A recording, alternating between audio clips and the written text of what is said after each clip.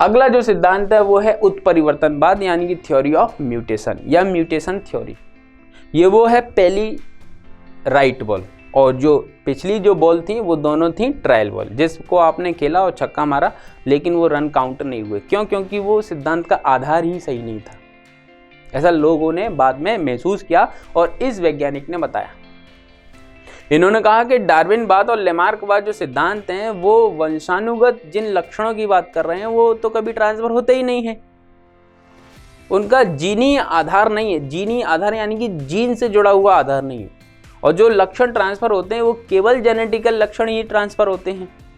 तो ऐसी स्थिति में वो सिद्धांत ही गलत है।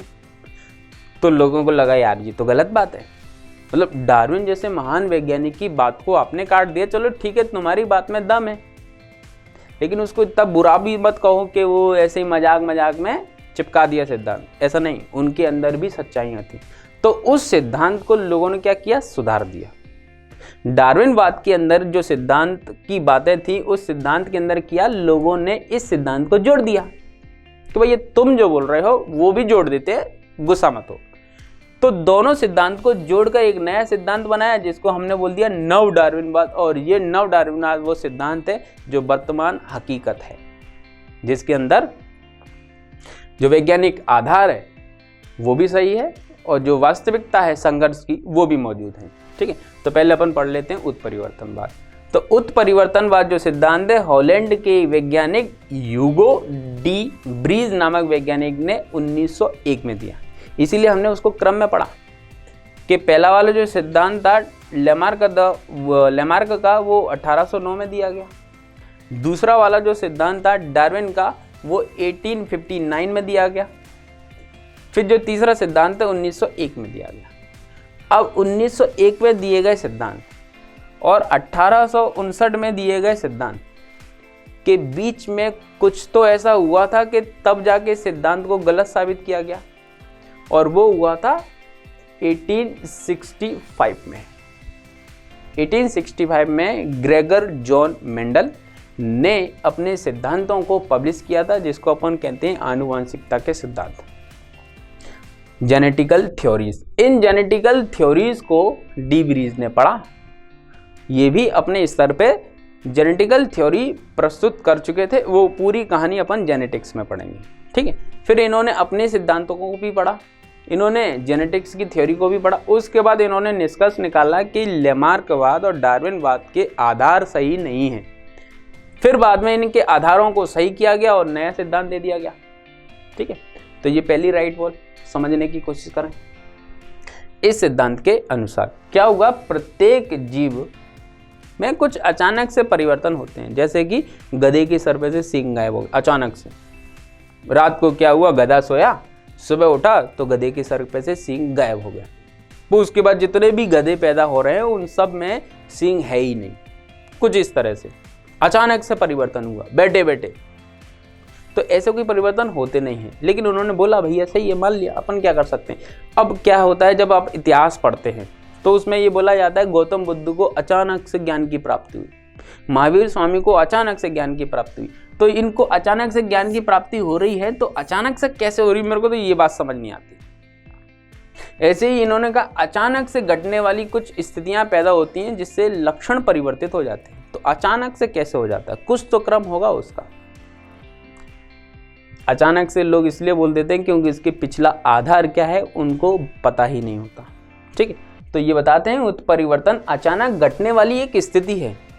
अचानक से ये स्थिति पैदा होती है और वो घटनाएं घट जाती हैं, इसके पीछे का कोई कारण नहीं होता, अचानक से। ठीक है, उत्परिवर्तन के बाद विभिन्नताएं उत्पन्न हो जाती हैं, यानी कि सिंपल सी बात है। अब जो पिछले गधे थे उनके सर के ऊपर सींग थे, अगले गधे आए उनके सर के ऊपर सींग नहीं थे। ये एक उदाहरण है समझने के लिए। ये उदाहरण डी ब्रीज ने इस्तेमाल नहीं किया, ये मैं कर रहा हूँ इस्तेमाल, जिससे आपको चीजें समझ में आए। ठीक है, तो उत्परिवर्तन बाद से विभिन्नताएं, सिंपल सी बात है, वेरिएशंस पैदा होंगे। ठीक है, और सभी उत्परिवर्तन आनुवंशिक होते हैं, यानी कि ये जो वेरिएशंस हैं वो कहाँ हो रहे हैं, जीन के अंदर हो रहे हैं। इन्होंने अपनी बात को संभाल लिया। इन्होंने कहा कि ये जितने भी उत्परिवर्तन हो रहे हैं वो जीन के अंदर हो रहे हैं अचानक से। जब वो जीन के अंदर अचानक से उत्परिवर्तन होंगे, और जीन के लक्षण तो ट्रांसफर देखो होते ही है, मैंने पहले बोल दिया है, ठीक है। तो इन्होंने कहा कि जो लक्षण उत्परिवर्तन के जो विकास क्रम से ये सब चीज़ें जुड़ी हुई हैं, वो जीन में अचानक से कभी परिवर्तन हुआ और वो लक्षण ट्रांसफर हुए और उसके बाद नई प्रजाति का विकास हो गया। इस तरह से जैव विकास चलता रहता है, अचानक से परिवर्तन आते हैं, ठीक है। तो इन्होंने कुछ और भी बातें कही, जैसे उत्परिवर्तन के दौरान बनने वाली नई प्रजातियां अपनी पूर्व प्रजाति से पूर्णतः भिन्न होती हैं। जैसे ये एक जीव है, ये जीव के ऊपर के कुछ भी मान लो 2 सींग हैं, अचानक से उसके जीन के अंदर परिवर्तन हुआ और वो जीन के अंदर परिवर्तन हुआ और वो सींग से जुड़े हुए जो जीन थे वो गायब हो गए। तो अगली प्रजाति जो थी उसके आगे देखा गया अपन ने कि उसके ऊपर सींग है ही नहीं। तो ये अगली प्रजाति पिछली प्रजाति से पूर्णतः भिन्न हो गई, क्योंकि उसके ऊपर तो सींग है ही नहीं। तो इन्होंने कहा कि इसका कोई पिछला आधार नहीं होता। लेमार्कवाद और डार्विनवाद कहते हैं ये क्रम लगातार चलता रहता है, इसके आधार है कि वो पिछली प्रजाति से ही आगे बढ़ रहा है, लेकिन ये कहते हैं कि पिछली प्रजाति से इसका कोई संबंध नहीं होता और इसके माध्यम से किसी भी प्रकार का सामंजस्य दिखाई नहीं देता, यानी कि आपस में एक दूसरे के बीच में कोई कोऑर्डिनेशन दिखाई नहीं देता। ये इस सिद्धांत की बातें हैं। अब आपको ये समझ में आ रहा होगा कि यार ये तो कोई बात ही नहीं, अचानक से परिवर्तन कैसा हो गया, लेकिन हो गया भैया। वैज्ञानिक बोल रहा है, वैज्ञानिक रूप से सिद्धांत को मान्यता प्राप्त है, तो अपन कैसे उसको चैलेंज कर सकते हैं। हाँ, अपन अगला सिद्धांत पढ़ सकते हैं। ये वो दूसरी राइट बॉल है जो आपको समझ में भी आएगी और आप इसको खेल भी जाओगे, ठीक है। पेपर में ये कम पूछा जाता है, लेकिन वास्तविक रूप से यही सिद्धांत इंपॉर्टेंट है समझने की दृष्टि से, जिसका नाम है नव डार्विनवाद या न्यू डार्विनिज्म थ्योरी। क्या होता है कि जब डार्विन का सिद्धांत दिया गया तो डार्विन के सिद्धांत का आधार सही ना होने के कारण लेमार्के के सिद्धांत के अंदर जो उत्परिवर्तनवाद या डिब्रीज की द्वारा दी गई थ्योरी के जो आधार को इससे जोड़ दिया गया। तो डार्विनवाद उत्परिवर्तनवाद दोनों को जोड़ दिया। दोनों को जोड़ने के बाद जो सिद्धांत सामने आया वो था आपका नव डार्विनवाद।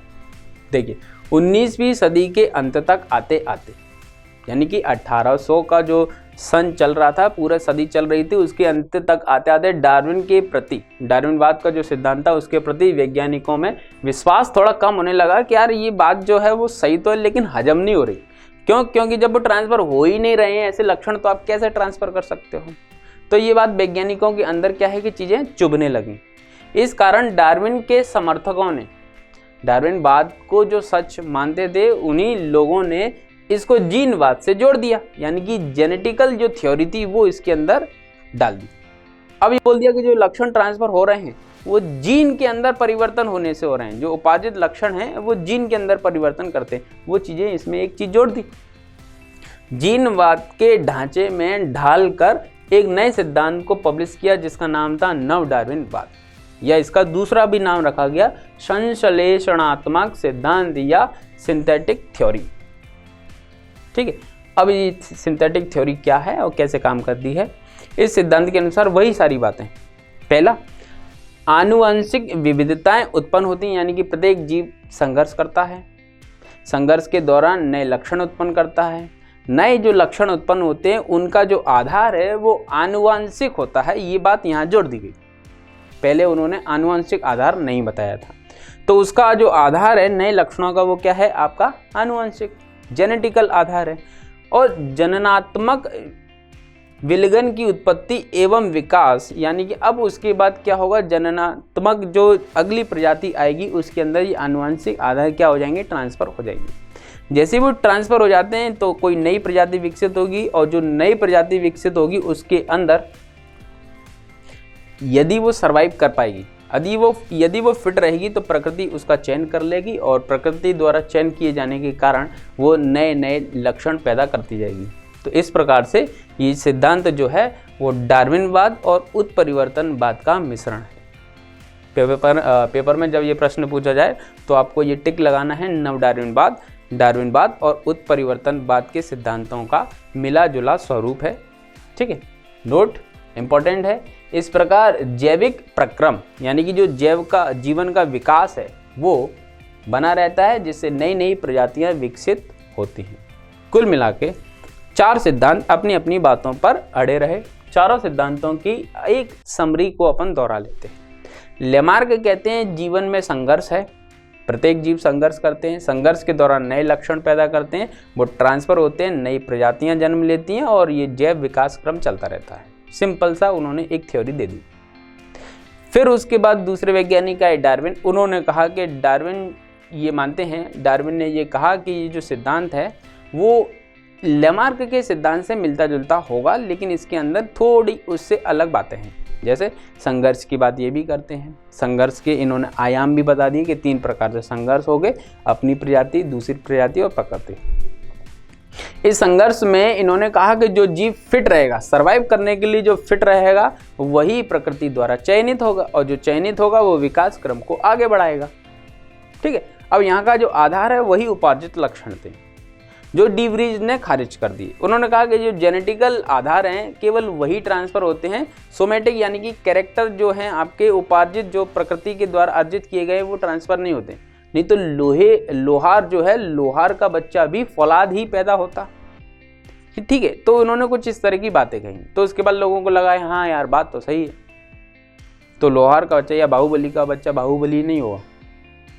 ठीक है। तो ऐसी स्थिति में क्या है कि अब वो आधार विकसित करने लगे, तो दोनों को जोड़ के एक नया सिद्धांत दे दिया, जिसका अपन ने नाम रख दिया उत्परिवर्तनवाद के बाद नव डार्विनवाद। तो इस प्रकार से आपकी 4 थ्योरी विकसित हो गई। इसके बाद इन चारों थ्योरी से जुड़े हुए कुछ फैक्चुअल डाटा जो आपके परीक्षा में पूछ लिए जाते हैं।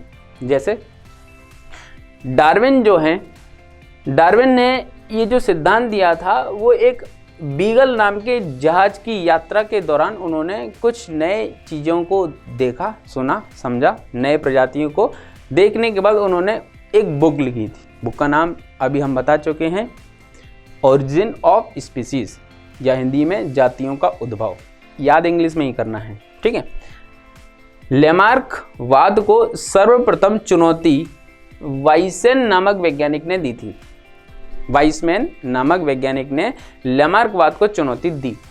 क्यों दी? देखो, उन्होंने कहा था ना कि नए लक्षण उत्पन्न होते हैं और फिर उसके बाद नई प्रजाति विकसित होती है। इन्होंने क्या किया कि 21 पीढ़ियों तक चूहों की जो पूंछ है वो काट दी। जैसे कि ये एक चूहा है, मैं चूहा बनाता हूं,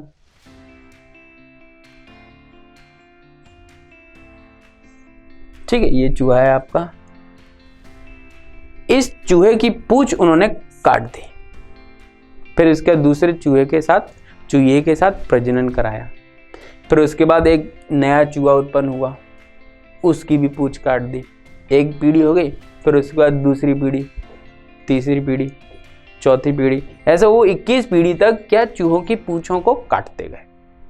उन्होंने कहा कि जब लेमार्क ये बोल रहे हैं कि पिछली पीढ़ी के अंदर जो संघर्ष के दौरान नए लक्षण उत्पन्न होते हैं वो अगली पीढ़ी में जाते हैं, तो जब अगली पीढ़ी में जाएंगे तो उसके बाद वो पिछली पीढ़ी के लक्षण दिखाई नहीं देंगे। तो ऐसी स्थिति में 21 जनरेशन तक पूंछ अगर हम काटते जा रहे हैं तो अगली बार जो 22वीं पीढ़ी है उसके अंदर पूंछ नहीं आनी चाहिए, लेकिन पूंछ आई। ठीक है। और पूंछ के आने के कारण ये निश्चित हो गया कि लेमार्क का सिद्धांत जो है वो सही नहीं है, क्योंकि लेमार्क क्या बोल रहे हैं, नए लक्षणों की वंशानुगति होती है। तो जब वंशानुगति के लिए पूंछ थी नहीं तो पूंछ का इनहेरिटेंस हो कैसे रहा है, इसलिए क्या है कि वो लेमार्क का सिद्धांत सीमित हो गया, गलत साबित हो गया। डार्विन की सबसे बड़ी कमी थी उसकी विविधताओं की उत्पत्ति या उनके कारणों की व्याख्या, कि जो वेरिएशंस उत्पन्न हो रहे हैं उसका आधार क्या है, ये डार्विन ने नहीं बताया। इस कारण से डार्विन के सिद्धांत को चुनौती दी गई। ठीक है। अगला पॉइंट है जैव विकास के समर्थन, यानी कि जो ऑर्गेनिक इवोल्यूशन है उसके समर्थन में प्रमाण हेतु समजात अंग, समरूप अंग और अवशेषी अंग, ये 3 मुख्य रूप से अंगों का अध्ययन किया जाता है। समजात अंग ऐसे अंग जिनकी उत्पत्ति समान होती है, काम अलग अलग करते हैं। ठीक है। समरूप अंग जो दिखने में एक जैसे हैं, काम भी एक जैसे हैं। ठीक है। और अवशेषी अंग जो हमारे अंदर मौजूद हैं लेकिन वो काम नहीं कर रहे हैं, जैसे कि बर्मीफॉर्म अपेंडिक्स, वो हमारे पेट के अंदर मौजूद है। बड़ी आंत के अंदर अपेंडिक्स सबसे एक छोटा सा उंगली के समान हिस्सा है, लेकिन वो आज हमारे शरीर में मौजूद होने के बाद भी काम नहीं कर रहा है, तो वो अवशेषी अंग है। तो तो इस जैव विकास को समझने के लिए आपको इन 3 चीज़ों को समझना पड़ता है।